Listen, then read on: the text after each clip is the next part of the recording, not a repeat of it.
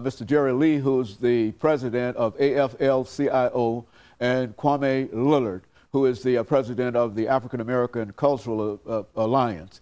And we're dealing with some issues that have developed since the recent General Assembly dealt with unions and with tenure and a number of other things. And of course, Mr. Lee, let's have you and Leo, let's start with you, because I think we promised we were going to open with you. I think we need to go back to what the young lady said about teachers and principals.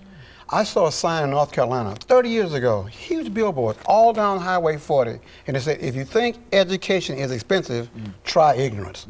And right now, it seems like many people who are in that state capital want to try ignorance, and we're not going to let them. Nobody I know, including that young lady, or her mother, or any decent parent, is going to let the legislator try ignorance on Tennessee.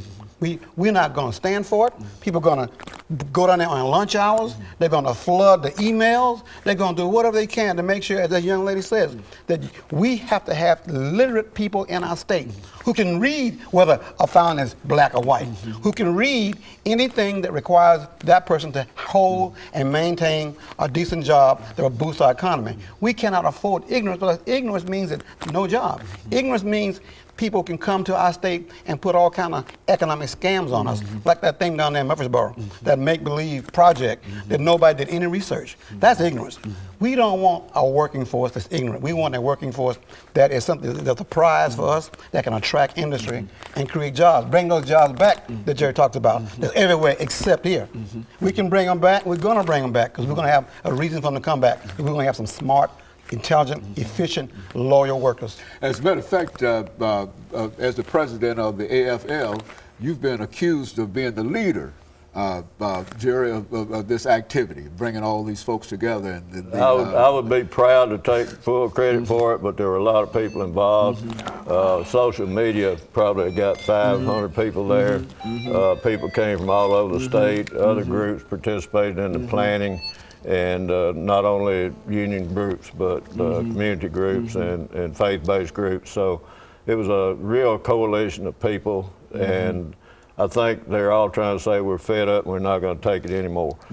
Some of these regressive laws that they're passing against unions to weaken unions, where, for instance, they're not going to allow for the employer to withhold the dues to pay them to the union, and when that happens and people start having to pay on their own, they're going to forget it. They're not going to be able to afford it this week, and it's going to weaken the unions in that manner financially.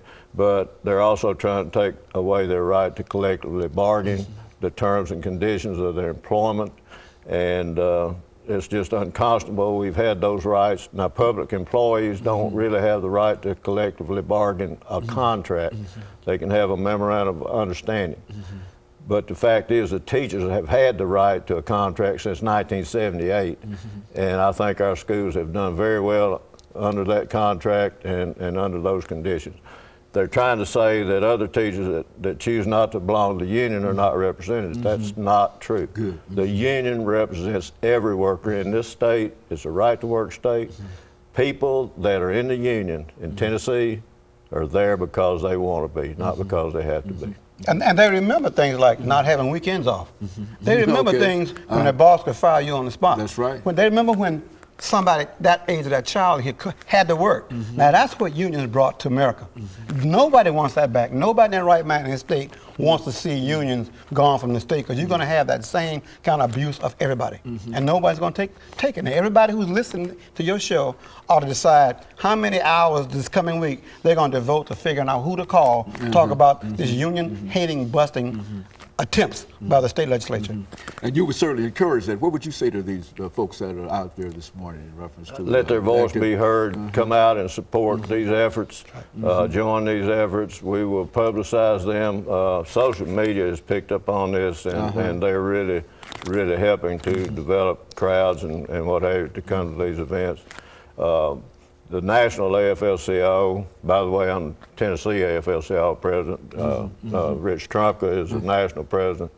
And we have this We Are One campaign that's going to revolve around April the 4th and building up to and away from. And we want small events, we want big events, we want everybody to talk about the fact that we are one.